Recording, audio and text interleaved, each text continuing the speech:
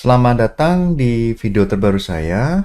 Video ini merupakan bagian dari video series yang berdiskusi soal berbagai topik seputar teknologi blockchain dan aset kripto. Video ini diproduksi atas kerjasama dengan Akademi Kripto. Nah, seperti biasa, sebelum kita masuk ke materi, kita akan baca dulu halaman disclaimer. Berbagai informasi yang disampaikan di dalam video ini bukan merupakan ajakan untuk menjual atau membeli instrumen apapun, melainkan untuk tujuan edukasi semata. Termasuk ketika ada penyebutan nama produk, nama merek, nama aset, itu bukan berarti endorsement terhadap produk, merek, atau aset tersebut. Nah, materi apa yang akan kita bahas kali ini? Injektif dengan tokennya bertiker INJ, INJ.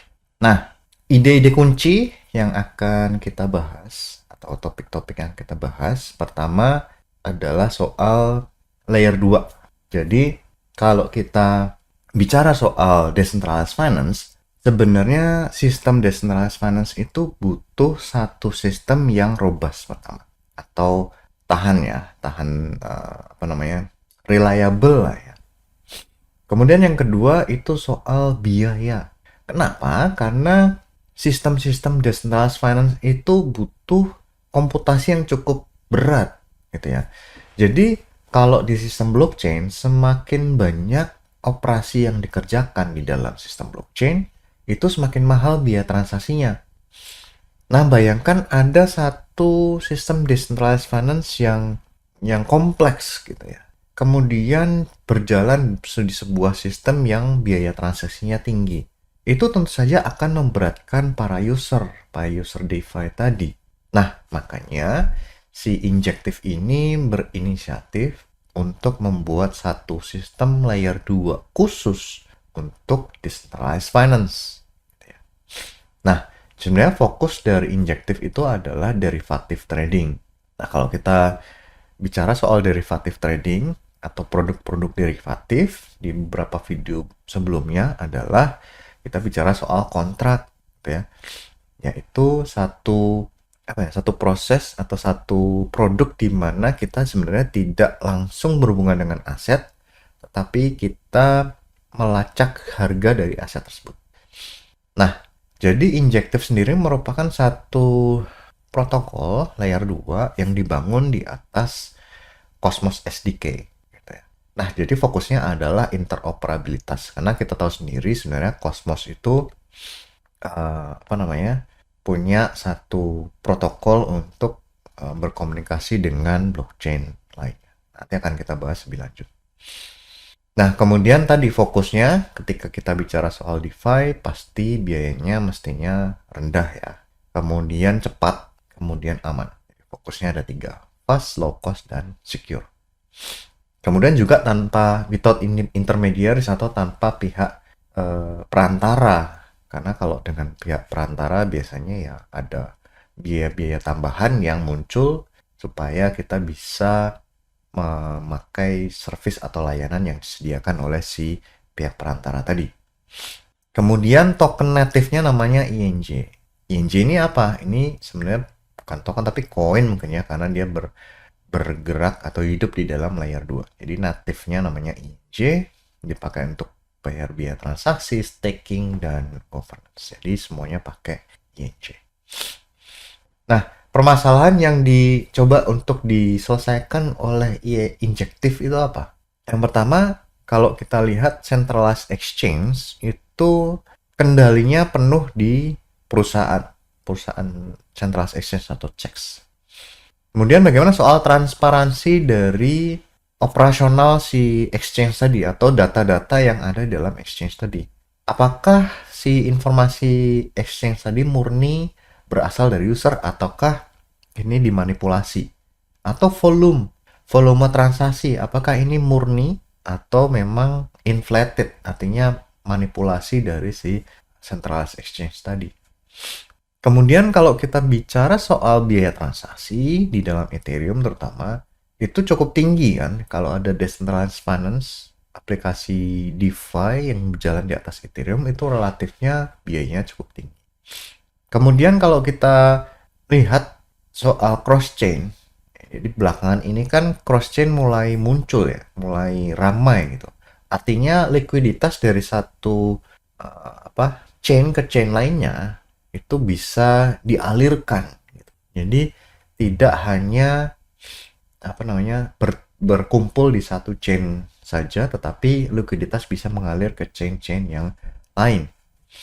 Kemudian ada soal derivatif market atau pasar derivatif yang mungkin tidak atau sulit diakses itu ya. Tradisional derivatif itu masih butuh pihak ketiga, perantara dan lain sebagainya. Kemudian registrasi, kemudian butuh macam-macam ya. Nah, jadi banyak komponen tadi yang sudah kita bicarakan itu digabung oleh Injective menghasilkan satu layanan yang layer 2 milik Injective gitu ya. Nah, kenapa dia menggunakan layer 2? Yang pertama adalah performa. Soal performa dari layer 2 itu tentu saja lebih bagus ketimbang layer 1 karena biasanya dia dieksekusi di off-chain, makanya dia lebih efisien soal performa. Kemudian scalable karena tidak perlu banyak validator atau miner gitu ya. Jadi bisa langsung dieksekusi. Kemudian settlement juga atau finality mestinya. Finality lebih cepat, kemudian biaya transaksi juga jauh lebih murah kalau di dalam layer satunya Ethereum misalnya. Kemudian soal congestion, nah ini biasanya kalau jaringannya terlalu ramai itu jadi congested. Kemudian front running sebenarnya masih ada ya, tapi nggak tahu apakah Injective ini ada satu fitur khusus untuk menangani front running. Kemudian ada integrasi dengan layer 1 biasanya untuk sisi security-nya gitu ya, atau akses terhadap aset-aset yang berjalan di layer 2. Nah, jadi Injective itu juga punya fitur Decentralized Exchange atau DEX. Nah, uniknya biasanya kalau DEX biasa seperti Uniswap itu menggunakan model AMM atau Automated Market Maker. Nah, tetapi kalau Injective itu order book, fully on-chain order book. Nah, sistem order book ini sebenarnya umum dipakai di Centralized Exchange, tapi kalau Injective ini bisa langsung mengimplementasikan order book fully on-chain. Padahal biasanya kalau on-chain DEX penggunaan AMM. Nah, ini yang unik dari Injective. Kemudian yang DEX ada di Injective itu bisa beberapa tipe ya. Tipe DEX-nya ada spot, kemudian ada perpetual, kontrak, kemudian futures. Nah, ini derivatif dua-duanya. Kemudian untuk trade matchingnya ada. Matching and settlement itu transparan, artinya semuanya on-chain bisa terlihat apakah trade matchingnya itu bisa dieksekusi dengan benar, atau datanya itu benar, atau terlihat, atau sebenarnya berapa sih yang di matching, atau berapa sih bid dan offernya itu sebenarnya berapa, nanti bisa kelihatan semuanya. Kemudian user juga punya kendali penuh terhadap aset mereka. Kalau di centralized exchange kan asetnya didepositkan ke centralized exchange, ke perusahaan. Tapi kalau si DEX itu asetnya akan tetap dipegang oleh si user. Jadi artinya user masih punya kendali terhadap aset tersebut. Nah, dari sisi cross-chain interoperability gimana? Jadi Injective tadi kan menggunakan Cosmos SDK.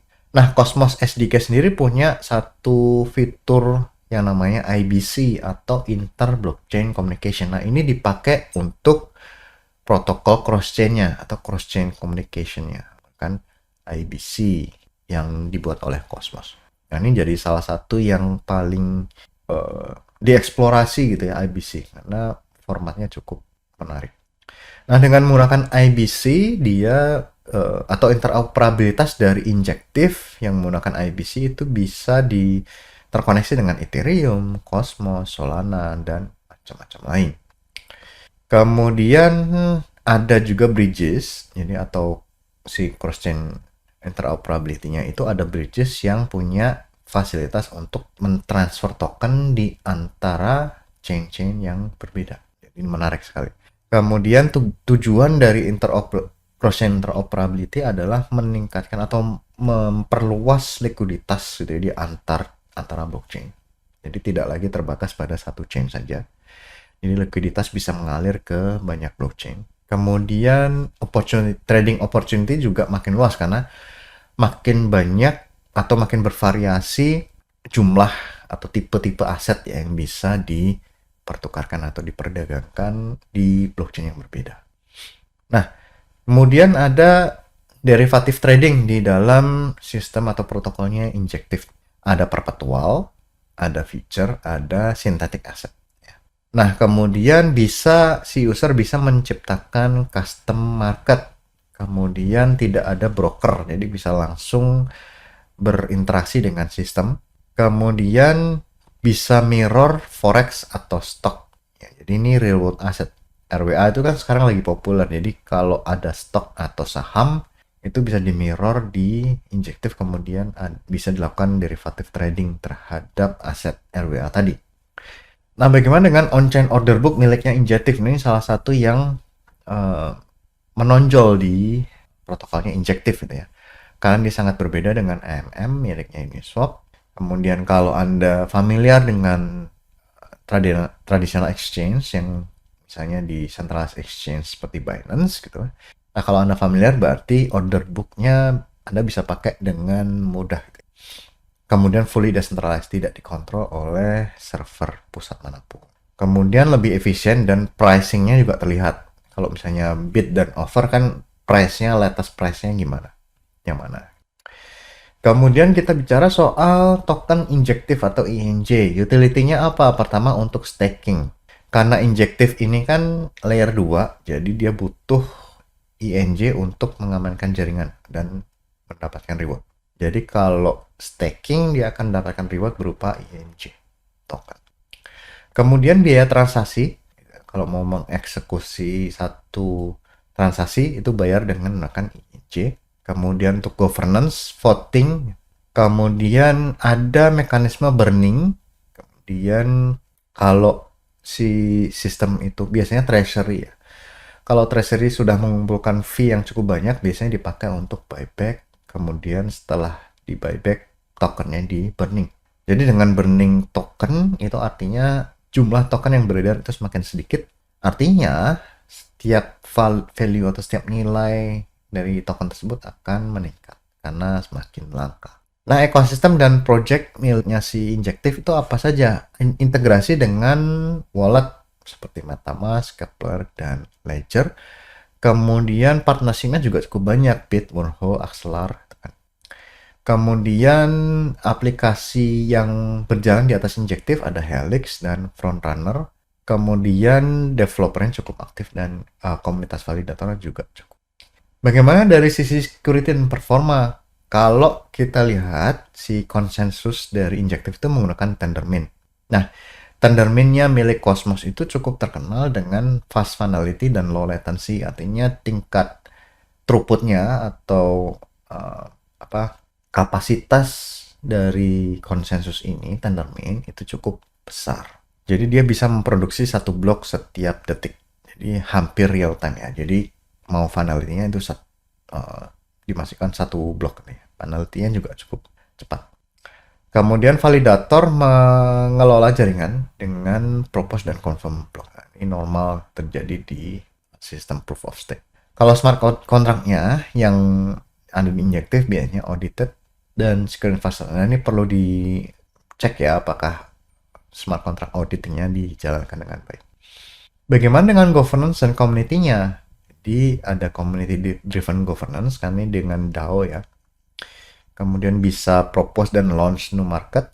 Orang bisa propose dengan DAO-nya untuk membuat market baru. Kemudian protokol upgrade, perubahan biaya, kemudian integrasi dengan protokol lain. Bagaimana dengan perbandingan antara injektif dengan platform lain, misalnya Uniswap tadi, berarti kalau di injektif order book, kalau di Uniswap dengan AMM. Kalau di YDX itu mirip sebenarnya. Kalau dua-duanya fully decentralized cross chain, tapi kalau di YDX juga Cosmos ya, injektif juga Cosmos. Kalau dengan Binance itu kustodial, kemudian butuh KYC, tapi kalau injektif non kustodial dan tanpa KYC. Nah, jadi karakteristiknya unik, jadi gabungan antara fitur yang ada di centralized exchange tapi tidak menggunakan centralized exchange, kemudian ada cross-chain interoperability gitu ya. Kemudian juga ada derivatif, produk-produk derivatif itu ada di Injective. Summary, tadi kita sudah bahas soal kebutuhan sistem yang cepat untuk memfasilitasi operasional dari decentralized finance, makanya ada Injective. Kemudian interoperability tersedia di dalam Injective. Kemudian ada model order book yang fully on-chain. Kemudian ada produk keuangan advance gitu ya, yang derivatif. Kemudian ada sintetik juga. Kemudian ada sistem governance dengan menggunakan DAO, INJ sebagai token untuk voting dan lain sebagainya. Nah, sampai di sini video kali ini. Sampai jumpa di video berikutnya. Terima kasih.